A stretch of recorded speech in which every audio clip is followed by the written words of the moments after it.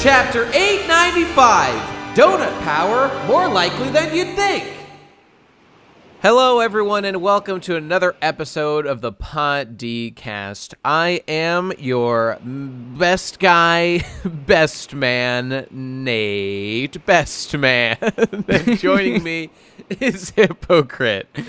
I've recently eaten the hippo no mi, and now I have the powers of a hippo, and I can swim really well. Watch, I'm gonna jump off overboard, and you're gonna see my devil fruit powers in action. Here I go. Oh, look at him go.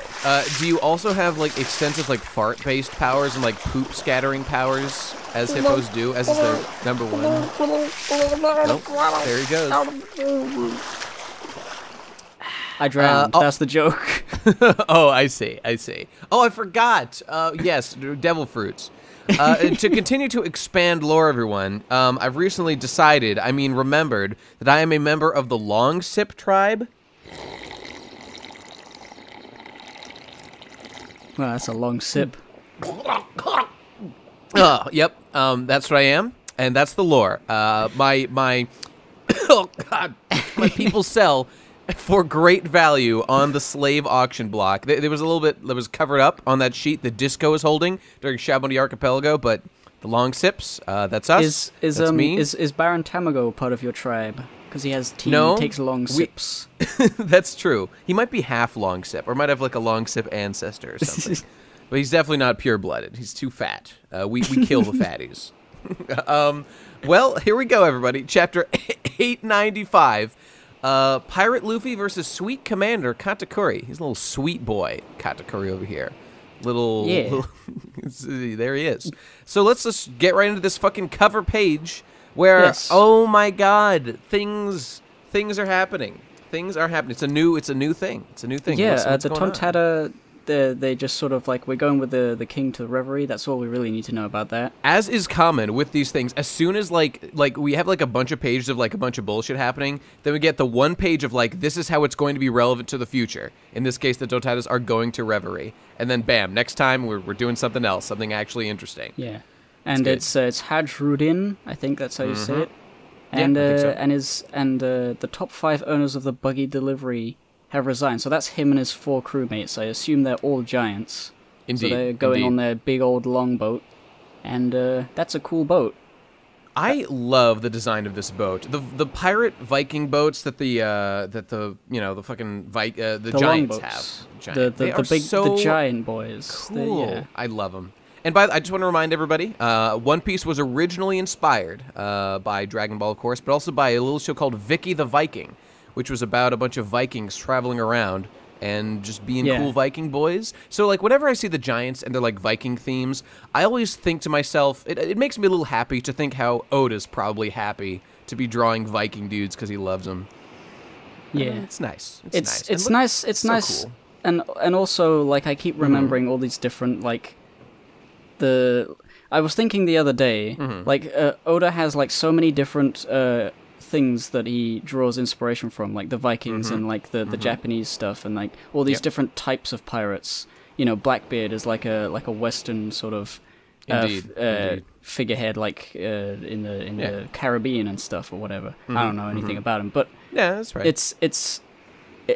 I thought about it and I was like, wait, it's not like he's making like a big fanon crossover with all this stuff. These things all were in the real world.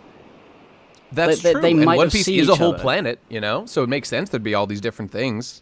Yeah, it's just like a Viking could find a samurai. It basically kind of maybe. That's definitely, yeah, of course. I mean, if they just happen to sail that far and the Vikings sailed all the way to the New World, yeah, I mean, it's totally possible. So but it's I love fun. It. Oh, but it's fun. It's so cool. And watching the different cultures clash in One Piece is such a delight. Like, remember the ship that Sai and those like weird like Chinese boys had from the, I forget what the name of their thing was. You know, like Sai and what's his name? Not Lao G. You know who I'm talking about. Like they had those weird like panel sails instead of like one big sail like these guys have. Yeah. Oh, I just love it. I just love all this stuff. What's his face? The nice looking lad with the French sort of ship.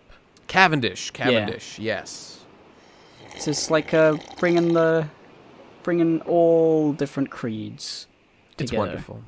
And this cover page, we had heard before about how the Giants were leaving. I think we saw Buggy freaking out at the Hajruddin was in fact.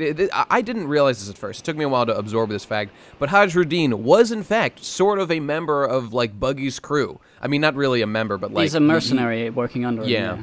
Which, as we know, is what Buggy's doing. He's running like a mercenary operation, which is very cool. And so here's them actually leaving. And I look forward to seeing Hajruddin again and the 4 other Giants that are in his crew. And I think his goal is to put together the like giant pirates or whatever they're called again, the giant warrior pirates. I think he's going to try to go find Dorian Broggy and like bring him back.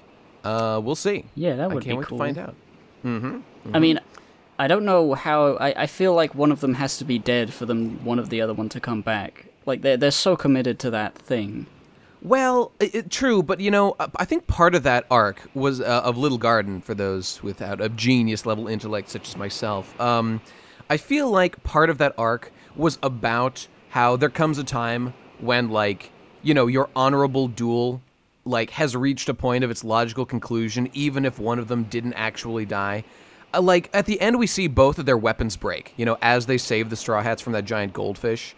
And so, like, how would they even continue to fight? And I know that they did continue to fight, but, like, I don't know. I think there's a certain time... They keep punching until, yeah, their fists snapped off.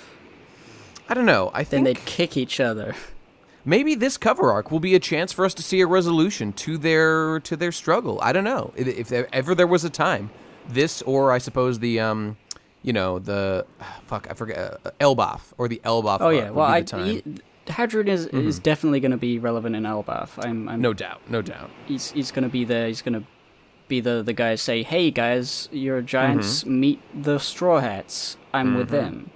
Remember that cute little giant who used to get chased around by Big Mom? Oh, I can't wait to see her grown up and sexual looking. Oh, it's going to be great. It's going to be fantastic. And giants just live like 100 times longer than humans, or like, I don't know, 10 times longer or something. Okay, well, whatever.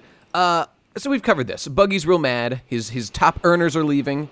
That sucks. But we'll find out more next time. Yes, and now... Also, look at the sea on this page. Look how rough the sea looks. Isn't that interesting? You sound like you're stalling for something. I'm not. Enter Snake Man. Let's go. There he is. He's got his. So let's just hair. talk about the design here. We're gonna see what he does, and also he just says like immediately like, you do look a little different. He's like, yeah, I'm fast.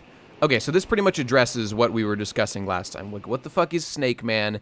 It's exactly Gear 4th, only just like spec'd for speed. Yeah. So okay, that's fine. That seems fine. But here's a question though. No matter how fast you are, is that actually going to matter against a guy who can literally see the future? You know? Well, I think. Well, wasn't Gear 4th when he first used it sort of like? He can see the future, but he couldn't block it or something, or he couldn't stop it from happening because he was so fast, and this is even faster. I don't actually remember, but... oh, no, maybe that was something to do with him, like, being flustered and he wasn't paying attention.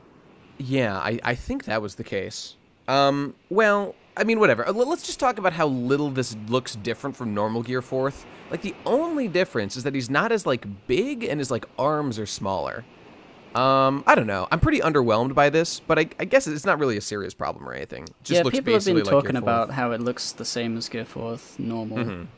In general, I don't really like. It's the same gear as and it's multiple forms, but I can't really remember all the forms that he already has. I know that there's like the big fat form, but that seemed like a situational thing. Like I don't know whether he could be Tank Man again unless he eats a bunch of crackers. Remember way long ago when Luffy used to do things like, when he was fighting Crocodile, he just drank a ton of water and called himself, like, Mizu Luffy, or Water Luffy. Yeah. Like, I feel like this is or Tank Man, the big fat one, was kind of like that. Just like a situational power-up, sort of.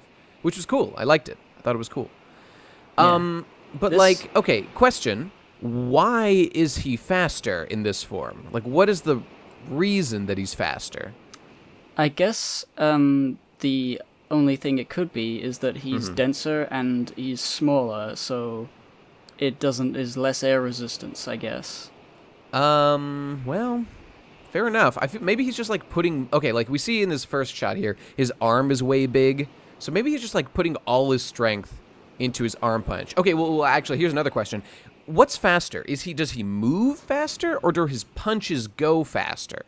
I think it's his punches going faster. Like it's yeah, because I think he's called Snake Man because it's the way his arms snake around. That's what makes him Snake Man. Yeah, that is the thing in this chapter. So that would make sense to me.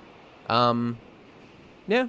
Okay. Yeah. That's fine. That's fine. So he's specking into arm punches and snaky shit. That's cool. It does seem a bit weird that his hair gets big. Yeah, I don't know what that's about, but it doesn't really bother me. It definitely doesn't make any sense, but it doesn't make any sense, but it doesn't bother me either. But it's like, why wouldn't it look like a Medusa hair? Why wouldn't it look like a snake's? It just sort of looks like fire, you know? True. And I mean, he's got all this like steam going on. I did look up a little thing. Like when Luffy goes Gear 4th, he's kind of modeled after this. I forget the name, but it's like this Japanese, like mythical guy or something that has like a weird like scarf or like neck thing like kind of floating around him like the steam does in Gear 4th. And like the steam here also doesn't make any sense and is just here for style, which I'm perfectly fine with. Like not everything needs to be perfectly logical. So I don't know. I feel like it's something along those lines. Doesn't actually make sense, but it's just I remember when I first saw Gear 4th and I thought, oh, this is perfect. It's an upgrade, but it's so stupid looking. This is perfect. This doesn't have the same sort of impact. It's just sort of I was expecting something a little different. Or maybe something hilarious, and it's neither of those. Yeah, it's just kind of a less funny version, therefore less good version of Gear 4th. But, you know, okay, fair enough. He's, like, specking into punching because he needs to punch fast and be unpredictable and shit. Fair enough. Fair enough. I don't know. I don't really have much more to say about it than that. Yeah, it's just whatever. Anyway, this whole chapter is punching, so I guess we should talk about like the punches individually instead of just glossing over it like we usually do with a fight. I agree. So we just see the first thing that happens is Luffy just does a punch, Katakuri dodges, and then somehow Katakuri gets hit anyway, and he's like, what? What's the deal, though? And then that happens again, and by the way, can I just say, you may notice... viewers and Gib, all these like lightning effects that seem to be happening when Luffy like connects with a punch. Are you seeing that? Like on page 2, when he's like blocking it. Like, is that Haki going on, or is that like impact? Because that is definitely like Haki signifier. I think that is just a signifier of like an incredibly larger impact than you would usually see. Yeah, so like, I think you're probably right. Like it's like armament Haki versus an armament attack. Is like, oh, it's so fucking powerful that it shoots black sparks out everywhere. Yeah, that seems about right to me. I always thought that like the Haki was supposed to be like cast iron or metal or shiny, sort of like it's as strong as metal. So like the sparks are sort of like, I guess, metal on metal sort of thing. Yeah, I suppose that sort of makes sense. By the way, so like I just want to point out something about Haki in general. And so, you know how when Haki was first introduced, like, there was no indicator that, like, it was being used. Like, so armament Haki, for example, like, it just didn't look any different. It's just, like, they would just have to say, like, I'm now using Haki.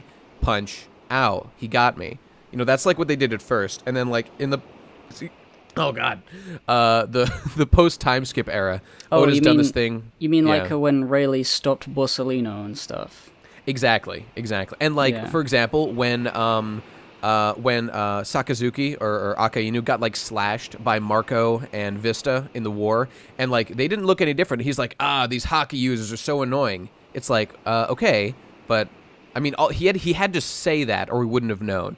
And nowadays, like Luffy and with Gear 4th, you see it, and just in general, now it's more like when they use Haki, they turn black. Like you see. I feel like that's something that wasn't intended originally, but Oda did it for clarity for I think it's just like makes it simpler. Like they don't have to mention every time that this is a Haki powered attack. Even though most attacks are Haki powered, but like that's true. There are still some characters who don't know how to do it yet, like Nami and stuff. Indeed, I think it was actually a very good idea, and I'm very glad with that. But why I bring that up and how Shoku Haki, like it's generally obvious, like when they're using that because it's a big like blast and, you know, blah, blah, blah. It's pretty clear. But what doesn't work so well in this front is, and especially this fight more than any other, is observation Haki. And we'll talk about this as we go along. But, like, people keep talking about, like, when Katakuri is seeing the future, when he's just, like, looking at normal shit. Like, I already feel like it's unclear, in this manga format at least, when he's, like, observing the future and when he's not. Like, I think we may have already missed something, like, this chapter. Okay, maybe not. Well, this first double-page spread, he dodges it, and then he gets hit in the next page. Yep. And yeah, it isn't clear whether Luffy punched again or whether he saw himself dodging it and then he didn't dodge it. Like, I don't know what's happening here. Yeah, like, and when he if you go to which page is this, goddamn? Page 6. It's page 6. We can see Katakuri, like, we see, like, everything's in black in the middle panel there, and we see the arm snaking around. Like, is that him using Haki, or is it just him, like time has stopped as he, like, observes what's going on? I don't know, because there is no thing that works like the black coloring with armament Haki for observation Haki. And it's just, it's kind of a criticism of the way that this has been working. And maybe, I feel like it's pretty clear when things are observation Haki and when they're not. Like, I don't actually think this is. I think this is just him, like, seeing what's happening, you know, just by, like, sensing it or whatever. But so many people are confused about it and have all these stupid theories about, like, everything that happened now was him seeing the future and blah, blah, blah. It's not, like, that's just, I don't feel that was intentional, and I think it was kind of bad to do it this way. Okay, page 6 in particular, I can read it. I can figure it out. What is being implied here is that Me too. The middle panel is he's seeing the future. He's seeing that Luffy, you know, he dodged the attack, and then it bent around and hit him from the side, and that was what confused him earlier. And in this middle panel, he's seeing it come around from the side, so he's like, I get it now, and then he dodges it. Gib? So in this one panel, he's seeing the future. Before, he was just reacting to things, I guess.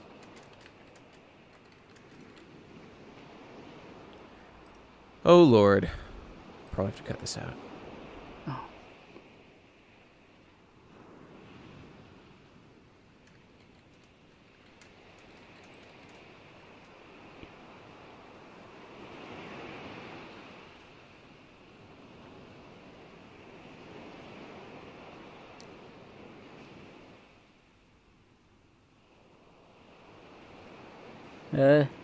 Oh, I hear you now. I didn't stop recording. Technical issues, sorry. Oh, okay, no problem. Feel free to just pick it up.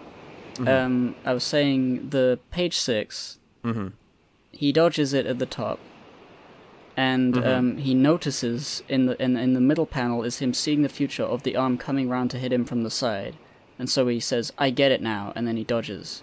Well, okay, here's why I don't quite agree with that. It's because if he was seeing the future in that middle panel there, I feel like we would see him either getting punched or dodging, but actually all we see is, like, where the fist is right now relative to the next panel where he dodges it, you know? No, but, like, the idea of, like, observation Haki is to see where it's coming from and then to act accordingly. And, like, if the black panel is, like, not, like, in, like... Say, for example, the top panel is the first panel and the second panel is the one where he dodges. The middle panel is him seeing what's going to happen. But that's the weird thing, though. It's like we actually are just seeing a linear progression of time here, as far as I can tell. Yeah, that's why it's confusing, but that's what's being implied here. Like, I can see now that I'm looking at it more closely, because before, he got hit from the side and he's like, what happened? And now we're seeing what happened is that Luffy was turning his arm, and then he figures it out as soon as we figure it out, so he can dodge it for that one time. Yeah. And then from there, it's like, you know... I don't know. I mean, I certainly... This perfectly makes sense to me based on sort of, like, our normal understanding of observation Haki, as just, like, you know, he can just, like, sense things around him. This makes perfect sense from that perspective, but, like, it's not showing us actually the future as far as I can tell. So it's not that big a deal. It just is confusing on a slight degree for me. Yeah, it is still confusing that it's not always... It's the future he's seeing, but, like, the future based on how well he can observe the world around him. Like, it's like a heightened sense of, like, perception. Because like before, when he had like he was going to try and shoot Sanji in the head at the wedding, Sanji dodged it, and he saw that he dodged it, but he couldn't like stop in time. Like he couldn't reorient his aim to make sure he hit Sanji. He was going to dodge it, and so it's like it's hard to comprehend, and it's like not entirely clear. But I know that there is a logic to it. Okay, well, basically this chapter is just about Luffy doing the Snake Man punches, and we first saw those when he was fighting Doflamingo, and that was fine. But it's kind of weird. Like, I feel like it's much better here. Like, I really like him using this kind of trickery to beat Katakuri here, because this is like Doflamingo was a big stupid asshole who he made infinite strings, like he was super powerful, he could do literally anything. Katakuri is just like a dude who's trained really hard and punches really hard, and like, you know, he just fucking brawls. And so with Luffy versus Katakuri here, it's like a real man-to-man, one-on-one, like equals battling equals. And like the fact that Luffy actually does some trickery, like use this, you know, Snake Man punch bullshit, it just like works way better here. Also because Katakuri is like a completely consistent character, and I like him way more than Dofi. I literally don't remember anything about the Doflamingo fight. Yeah. So I didn't even know that the Snake Man punch was already a thing. Indeed. And let's just talk about that punch for a second. So it's cool. I like that. It's a cool, interesting usage of like Luffy's stretching powers. So now, like, he'll punch at you, he'll stretch real far, and if you dodge, he can now do something somehow that's like he makes like a little like jet propulsion happen like on his arm, like in the middle of it, to like speed it off in a different direction, like make it do like a left turn or something. I have no idea how he does that. I don't think it makes very much sense, if any. But it is cool. Well, you could like build up like little ripples, like have like an accordion section of the like he pulls his arm back and it all folds up.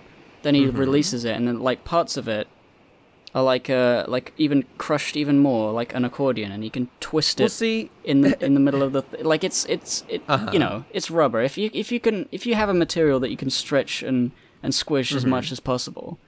Well, that was my thought as well, that he had like made these little accordion things, but you can actually just look at the arm and see that it is completely straight, and yet he still does it somehow. So I don't think that actually is an explanation.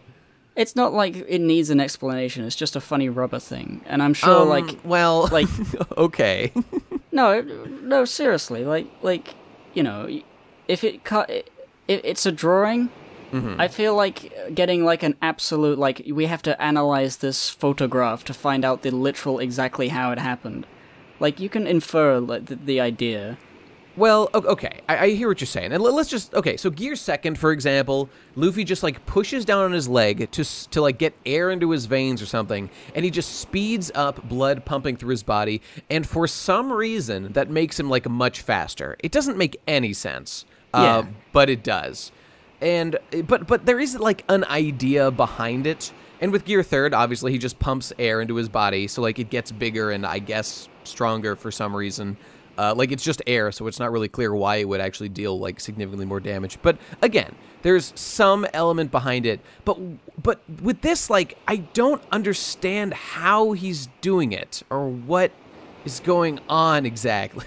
You know what? It's fine. It's not a problem. I do like it. I like it a lot. It just confuses me a little bit. I mean, it's the same sort of thing, like, how does mochi float? Like, you're made of mochi, how do you make it float and then come an arm out of it? It looks like there's more mass of that mochi. That's the actual magic. Like, that's the actual magic of his devil fruit, whereas Luffy's magic is just that he's made of rubber.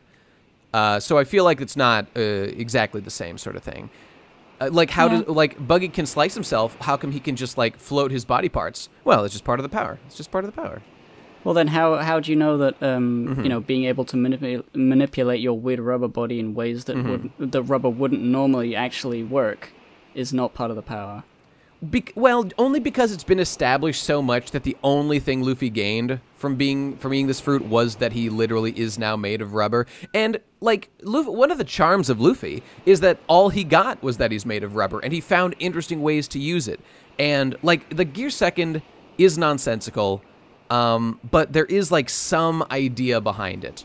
But, like, literally how is he making these little jet impacts to, like, extend his arm in weird angles? I have absolutely no idea, through any of the mechanics of One Piece that I'm aware of, how he's doing this. I just don't have the same problem in that way that you do.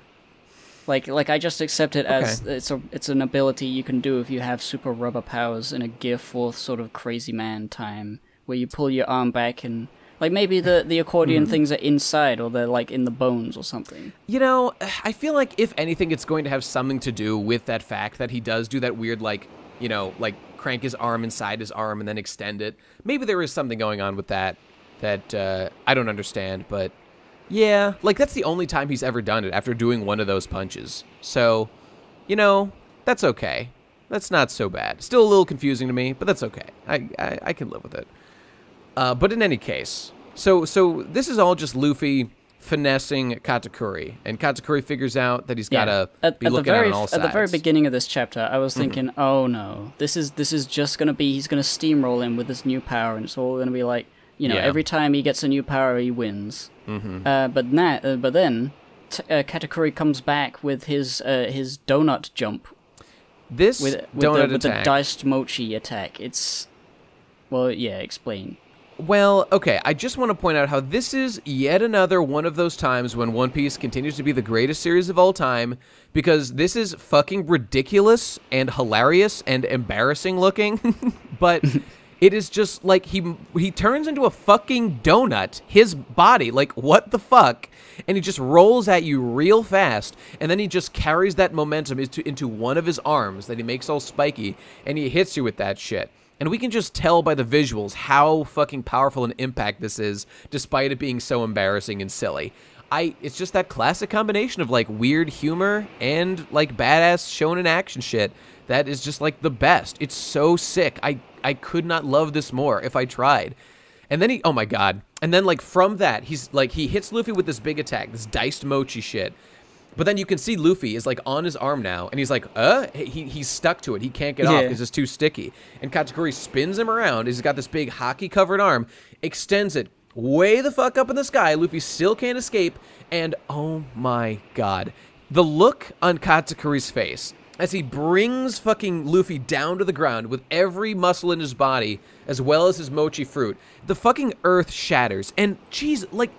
I'm sure you're looking at it. Look at that panel of Katakuri. Just looking fucking full berserk. Full fucking berserk. He really is berserk at this one moment. This is like... have we ever seen a panel like this in One Piece before? I can't remember if I have. This is like one of my favorite panels in the entire series. It's so good. It's kind of painterly and like like dark and you know, what do you call it? Film noir, like Batman, sort of like heavy shading, and you can't see his face, and the whites of his eyes and the smoke. It's like, he looks like a fucking beast. And he looks like a fucking beast. He's like the strongest man in the world. And this is a motherfucker who is like an embarrassment weirdo, like likes to sing songs about how delicious his snacks are. He literally just became a donut, and this is what happened. That juxtaposition is why One Piece is so great. That's exactly why One Piece is so great. And this is like my favorite panel in years. I fucking love it. It's so fucking sick. So, but, and then I'm just like, oh, and then Luffy just, like, jumps up. He's fine. It, like, didn't do anything. Okay. Cool. Like, Luffy just, like, then Luffy does a thing where he, like, starts yelling about how mad he is about what just happened to him. And Katakuri's like, what are you doing? And Luffy's like, I'm just mad about everything. I'm saying everything that's on my mind, and now I feel better. Why is Luffy okay? What the fuck? I don't understand why Luffy didn't take any damage from this, and this is what's worrying me. Luffy is getting a weird amount of traction right now that he should not be getting. Katakuri's attacks are way more devastating, and Luffy just appears to, like, ignore all of them. What the fuck are we doing right now? Please stop. Please stop, Oda. I don't even know why he's saying any of these things. Like, it doesn't sound like a thing Luffy would say. Okay, it's just... like... Luffy's doing a thing right now where he's just, like, venting his current frustrations, and somehow that, like, makes him feel better so he can just, like, shrug off the attack he just took, I guess. Yeah, I mean, it's kind of weird. I don't really care about that. What bothers me more is just how this, like, Luffy just, like, shrugs off that attack. I don't know why. I mean, at the very top, weird. he's like, "Oh, that hurts. This sucks. I'm hungry." Yeah. So it's like it hurts him, I guess, but He then just got fucking impaled by like jumps a up. bunch of spikes. Ugh, what the fuck is going on? I don't know. Okay, well, Luffy is made of rubber, so maybe when he just hit the ground, like, the impact wasn't that much. Like, you gotta hit him with Haki attacks if you really want to hurt him, which he did, but then the big smash into the ground was like, you know... Yeah, I mean, at this point, it's kind of cool that they're on equal footing, just like they said, but at the same time, I feel like it shouldn't have... I feel like that attack at least should have, like, done some more. Seems like it. He literally shrugs it off. He literally, like, ignores it and is just fine afterward. It's weird. And then they have, like, a whole page of, like, exchanging blows, like, right to the face, into the gut, into the chest. And I just want to point out that it still looks like Katakuri has the upper hand here. Like, forever... Okay, so let's just do some math here. So this is the next page. Katakuri gets hit once. Luffy gets hit once. Katakuri gets hit once. Luffy gets hit once, twice. Katakuri then blocks Luffy's punch. Luffy recoils in pain, and then they exchange punches on the bottom. So again, Katakuri is still gaining more momentum in terms of damage to Luffy. So, like, and this has been true of literally every exchange this entire fight. The fact that Luffy is, like, still fighting, like, Katakuri, we're just talking, like, I know this is a little autistic, but, like, HP stats, Katakuri has been dealing so much more damage to Luffy. And this is all just in the context of, if Luffy wins, I'm going to be upset, because it does not make sense, unless something amazing happens. But we'll see. If Luffy loses, then it's all fine. Then it's all totally fine. I mean, it's an intense set of panels. It's an intense, like, chapter. There's constant action. Yeah. It's cool that... It's good. It's really good. It all just comes down to what happens afterwards, because... Yeah. You know, Luffy's done all these different various snake attacks, and it has worked a bit, but this is his last chance. This is his last form. If this form doesn't work, he's lost. Yep, that's right. And Katakuri continues to put up a strong fight, like, despite Luffy using his Snake Man attacks and shit. Usually it's, you know, you get a gear second or a third or whatever, then you win unbelievably easily compared to how you were before. Because the villain is, you know, they're at a certain level, and then you power up beyond that level. And that's what Luffy's always seemed to do. Not always, but, like, a lot of the time. Yeah. And in this one time, it makes him just less than equal. Seems that way, yeah. Seems that way. Which is really cool if it turns out that Luffy doesn't win. Yeah, Luffy should not win this fight. And by the way, like, on the next panel, we see Luffy going berserk, or this is on page, or he does his, like, Black Mamba, just rapid fire punches. Katakuri, like, blocks most of them, so, you know, not, and then Katakuri just, like, finesses inside of his Gatling. This has, like, never happened before, that someone just, like, dodges his Gatling attacks. Katakuri hits him in the fucking face with a spike. Yeah. Why? Okay, question. Why didn't that pierce Luffy's fucking face? It's a spike. He is weak to pointy things. Maybe it's not that sharp. Why is he not hurt more by this? That should really fuck him up. He's just, like, fine afterward. I don't get it. I don't know. He can shrug off a bullet. Maybe it's not sharper than a bullet. Well, okay. I'll put that one aside. That's not that big a deal. But then, hilariously, he just does his donut roll again. This is the best thing ever. I fucking love it. And here he comes. He's gonna do it again. He's getting ready to do it. Luffy does a little snake arm attack thing. And here comes the fist versus the diced mochi attack, the King Cobra. And they clash, and then it's at the bottom, it's just like, who will emerge? This seems like the final clash right now. Yeah. So we don't know. And by the way, no chapter next week, so damn. brace for pause. Yeah, so... Yeah. I feel like it's been set up that they're going to take each other out, which would work for Luffy, because Katakuri needs to be out of the fight so he can't kill anyone. Yeah. And it would work for Katakuri because losing after all that would be terrible and we'd hate it. Yep. So I think that's what's happening. I would like that to happen, that they're both, you know, dead. Not dead, but, like, you know, taken out. KO'd or whatever. Yeah, I think I could live with that. Yes. Yes, I could live with that. But, like, okay, it's just a question. So Luffy's doing this King Cobra attack, and he's going to, like, punch him in the face. How is this King Cobra attack any different than any of the punches he's been landing? Like, what I'm wondering is, Katakuri's big Diced Mochi attack looks very powerful and like it deals massive damage. Why would Luffy's King Cobra attack be like a finishing blow versus this Diced Mochi, which looks way more powerful? Well, I think the idea for the whole fight is that Luffy can't get a hit on Katakuri. But he hits him a bunch this very chapter.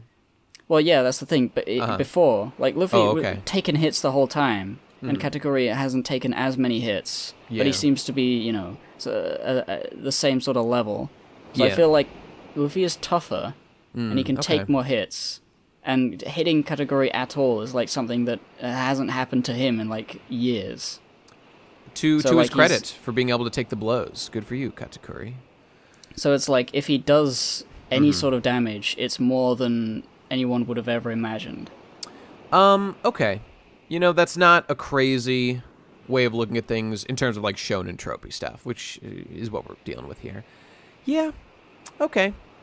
I guess the resolution is everything. This fight, again, showed that Katakuri is dealing significantly more damage to Luffy, but Luffy's a tough guy. He's made of rubber. Guess that makes him tougher, even with Haki. So I'm willing to deal with that. I can deal with that. But let's just see how this shit resolves in 2 weeks, next chapter. You just imagine, like, you know, it comes up, we see the dust settle, and then it turns out that Luffy is able to stand just about. Yeah. That'll make me mad. That will make me mad. Yeah. But then if it's like Katakuri is still alive after all that, then it would feel like all of these chapters would have been a waste of time, even though it would be good that he didn't lose. I don't agree with that. No, I think it would feel like that. It would just be like, oh, okay. Like, after all that time, he's a big loser. But if they take each other out, I think that's the most the most satisfaction you could get out of this, in the way that we've seen it unfurl.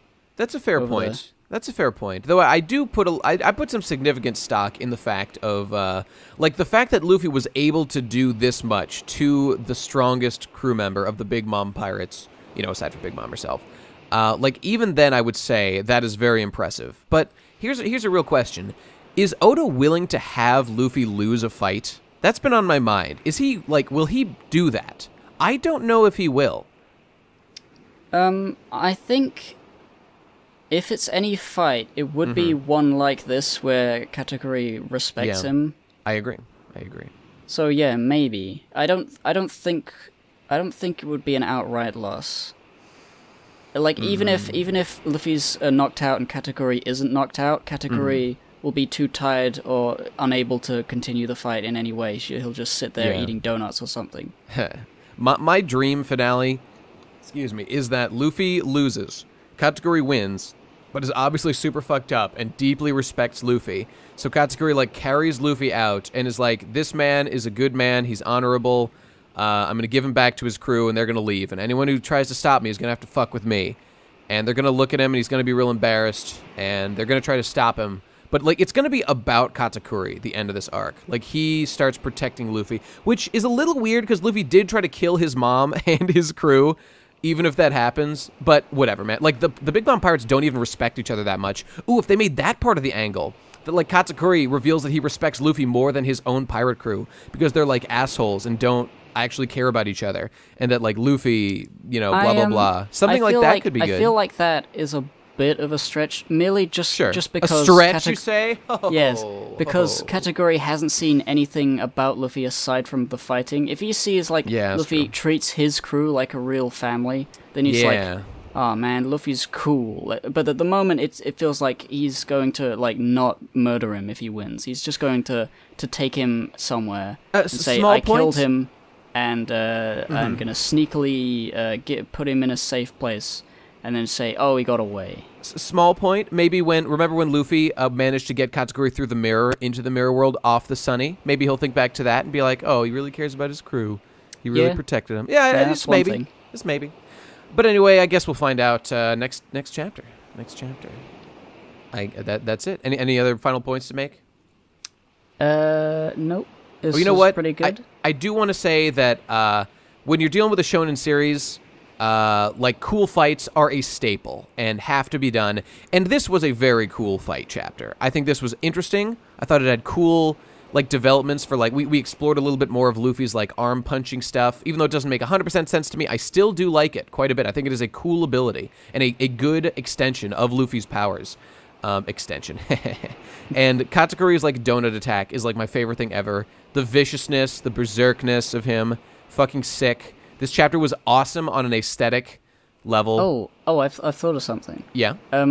What if the reason Luffy can change his arm mid punch is because it's still all his muscles. So he's just like bending his arm like really quickly. Well, and really sharply. The only thing I would say to that is that human muscles don't actually work that way. Well, when you make them out of rubber, they can do different things. All right. Than you would, Maybe Luffy's a secret member of the really long arm tribe, and he's made of like 1,000,000 joints, and they each have their own little muscle. Maybe that's what it is. Yes. Confirmed.